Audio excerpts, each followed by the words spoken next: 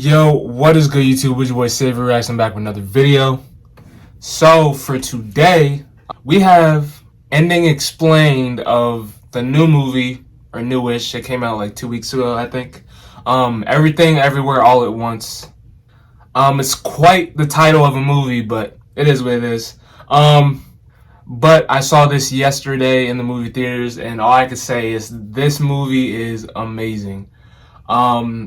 I would give it a 9 out of 10. The only thing that brought it down for me is the pacing. The movie was like 2 hours and 30 minutes, which is a little on the heavy end of the spectrum of movie length. But other than that, the movie was damn near perfect. It stretched out a couple things, so maybe that's why it was like 2 hours and 30 minutes, or maybe that's how the movie is supposed to be. But yeah, that's just my opinion on it. But overall, I thought the movie was amazing. Now we're going to watch this video explaining the ending because some things were a little confusing, but that honestly makes it better in some ways, so it makes you rewatch the movie a couple times. And honestly, I'll probably do just that too. Probably watch it like 2 or 3 times because there's a lot of things that you would miss or not catch the first time watching in the movies, because yeah, it was a lot of information to go through first. Yeah, honestly, this movie is what Multiverse of Madness should have been, but it wasn't. Multiverse of Madness, it was okay, but it wasn't that good. What did he say? In my opinion, but let me know what you guys thought of the movie. I gave that movie a 6.5 or a 7 out of 10. Probably 6.5, honestly. The story was okay. Yeah, it was alright. But this movie's different. Got my water. I remembered it today, so I don't have to get up and grab it or anything. Stay hydrated. Drink that water.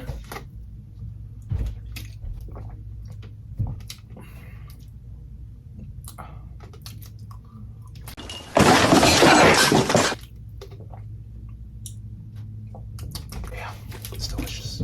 Hope you guys enjoyed that just now. But that's the end of the spiel. But yeah, guys, before we get in this video, make sure you like, comment, subscribe, and turn that post notification button so you get notified every time I post a video. And let's get right into this reaction, man. Let's go. Everything, Everywhere, All at Once is a film that comes along once in a lifetime. Masterfully written, edited, and put together, it's one of my favorite movies of all time already. I'd heard about it from several people, but unfortunately, due to its staggered release schedule, it didn't get released in the UK until mid-May. Often, I find when films are hyped up like this that they fail to deliver, but not only did this live up to my expectations, it completely surpassed them. Everything, Everywhere, All at Once. This movie was crazy. After rewatching it for a second time, I thought I'd go through why I love the movie, some of the hidden things in it you might have missed, and also talk about what I took from the ending. If you enjoy the video, we'd massively appreciate you. Honestly, I probably missed a lot. Don't forget to subscribe for breakdowns like probably the majority, honestly. Now, throughout it, we follow Evelyn, a laundromat owner who's not only struggling financially, but also with her family. Her husband, Waymond, has filed for divorce. Her father sees her as a disappointment, and Evelyn struggles to accept her daughter's sexuality and also her girlfriend. After being called in by the IRS, the husband's body gets possessed by someone claiming to be from the Alpha universe that wants her to help him stop a great threat known as the Jobu Chewbacca. Jobu Tupaki, who it's revealed is Alpha Joy. In the Alpha universe, Evelyn discovered how to jump from universe to universe, and she also pushed her daughter into doing this as well. Unfortunately, it fractured her mind. And so the villain of the movie was Everywhere, All at Once. Her witnessing everything, daughter, actually, that nothing mattered, which is and crazy. she put everything onto a bagel, which created a black hole to destroy the entire multiverse. Yikes. Now, I love this idea, and Howard Bloom actually theorized that the universe itself was shaped like a bagel, which is a nice little detail. Yeah, that was kind of fire. Later the movie, and even in the opening shot of the film, we see the family singing karaoke in a circular mirror with a glass in the center of it. After this switches, we get the circular fan with a circle in the middle, a circular light with an inner ring, and another circular mirror.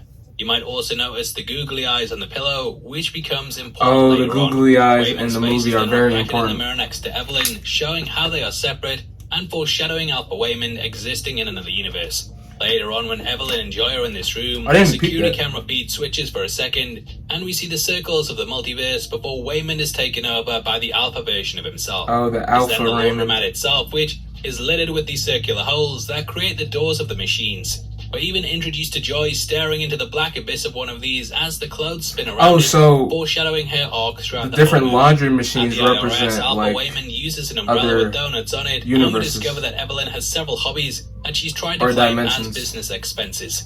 This idea of her being multi-skilled is of course reflected in the alternate life she leads. There's the circular mirror beside Deirdre's desk, and also the ring around her necklace. On the way there, we pass a twirling pizza sign, and later on learn that Evelyn almost would have become this person had there been a slight change to things. Deirdre at the IRS also circles the receipts with black rings, and yet, it's all connected. And the dialogue is extra sharp too, with Evelyn saying she wonders how Waymond would have survived without her, but we learn that he would have become a successful businessman had they never moved to America together. Her goodbye to Joy in the opening is also shot in the same way as it is at the end. There's also lines about her constantly being pulled away while she's literally pulled away, and I could probably spend an hour talking about all the connective tissue that this there's a film lot has. to talk You have a about. lot on your mind, but I cannot imagine anything mattering more than the conversation we are now having concerning your tax liability. But nothing could possibly matter more than this conversation we're having right now concerning the fate of every single world of our infinite multiverse. Although we've spent the opening of this video just talking about the details and imagery that's used throughout, what the film also excels at is its overall message and character development. This is very much a story about families explored through the multiverse. Evelyn is constantly distracted with her business, trying to be a good but strict parent, and also how she feels she failed her very father. busy in the movie. She can't keep her focus on anything, and thematically this is shown through the film by her constant reality jumping. Evelyn's mind is always somewhere else, and even when the IRS conversation is happening early on, she's distracted by the conversation with Alpha Waymond. The ending comes full circle from this moment, and we once more catch her in the office being distracted by the idea of the multiverse. However, she grounds herself and makes sure that she's present in the moment, enjoying all the highs and lows that life offers. As many of you know, I've just had twins, and even though I love spending time with them, I have to admit I can often get distracted by my phone and working on the channel. This is very much my alternate life that takes me away from being present in the moment, but movies like this remind us to keep our focus on what's really important. Now, not only is this a journey for Evelyn, but it's also one for her daughter Joy. It's normal. Though we're told that she's traveling through every universe to kill all the Evelyns that she comes across, by the midpoint of the movie, we discover the truth. Alpha Joy actually wants to find a version of her mother that can travel through the multiverse to the level that she can. Just like her. Finally, she'll have some common ground with her and very much gain the mother that she was unable to have in all of the universes where she was pushed out of her life.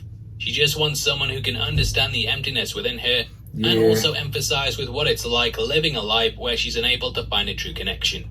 We are told by Alpha Joy that she put everything onto a bagel, but when she's listing off the contents of this, she states, I'm gonna put everything on a bagel. Everything bagel.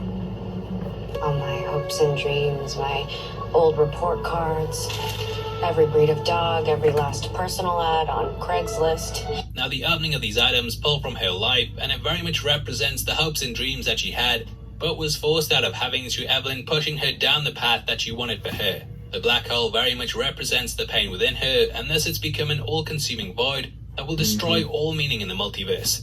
The film culminates with Joy wishing to travel into this, a metaphor for her becoming lost forever in the nihilism of what she feels inside. Evelyn, however, realizes that she also has the ability to make everyone happy, and all those that have tormented her throughout the film become people that she transforms by using their innermost desires to change the way they see things. The power this of is something love. that she herself has experienced in some ways. Upon gaining the abilities of the Joe Boot 2-pack, she almost lost her way, giving into the feeling of meaningless that she discovered. However, Waymond pulled her back, and she realized that she loved him in every universe.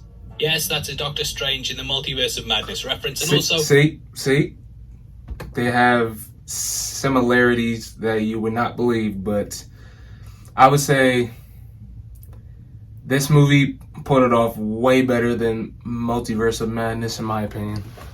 But it wasn't a terrible movie. It was just not done very well.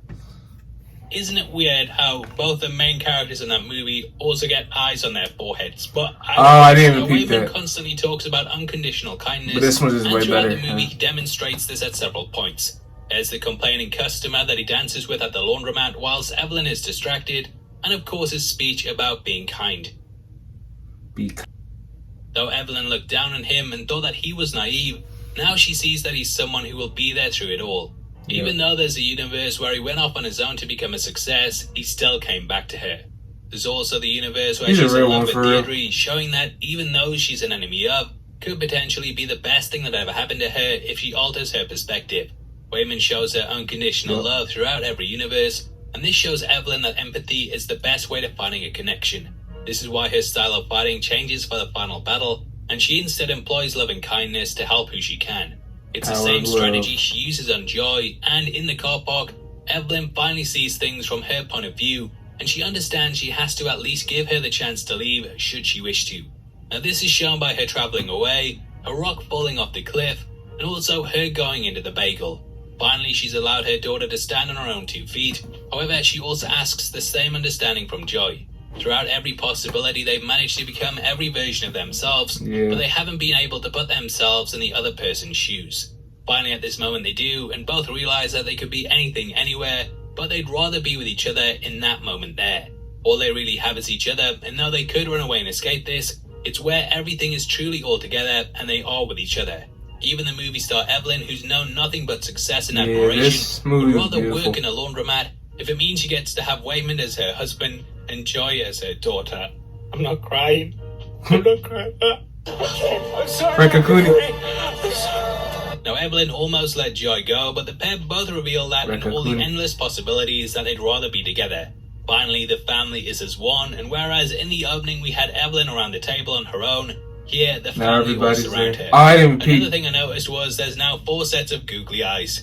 We have the ones above the coat hangers on the left, 2 just above the security feed. I didn't even peep that either. See, this is why you have to watch it multiple times to get it. Whereas in the beginning there was 1, they are now all together. That's crazy. Life is complete for them, and rather than all living in feelings of disappointment, they've started this new year with each other, accepting things the way they are and making the best of it.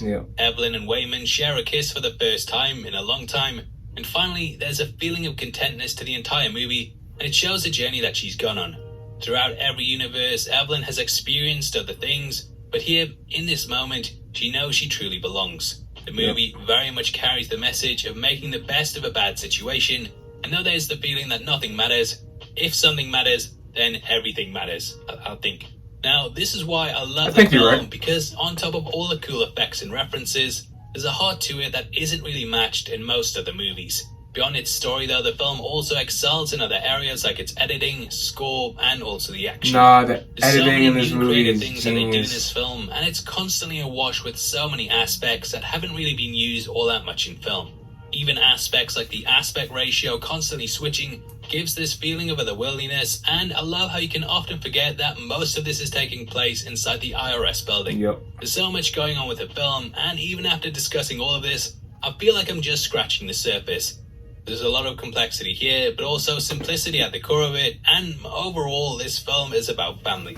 It's fast and furious, but also heavily layered with amazing Fast and Furious, defining performance by Michelle Yeoh, and also Ke Huy Quan. He's been massively overlooked in Hollywood, and after his appearance in Temple of Doom and The Goonies, he was pretty much cast aside. He was in those movies? However, he's come back with an incredible performance that very much grounds the film, and it brings in the outstanding visuals to lace it with a feeling of humanity. The movie excels at everything it attempts to do, and I'll be shocked if it doesn't win the Oscars next year. For me, it has the best editing, best cinematography, best directing, best original screenplay, the lot. This is an incredible film, and it's easy to score it a perfect 10 out of 10. I'd of course love to hear your thoughts, so make sure you comment below and let me know. We are in a competition right now, giving away 3 copies of The Batman on the 15th of June, and all you have to do to be with the chance of winning is... that is it. But yeah, honestly, he explained most of the stuff that I was wondering throughout the movie. So yeah, that was a great explanation.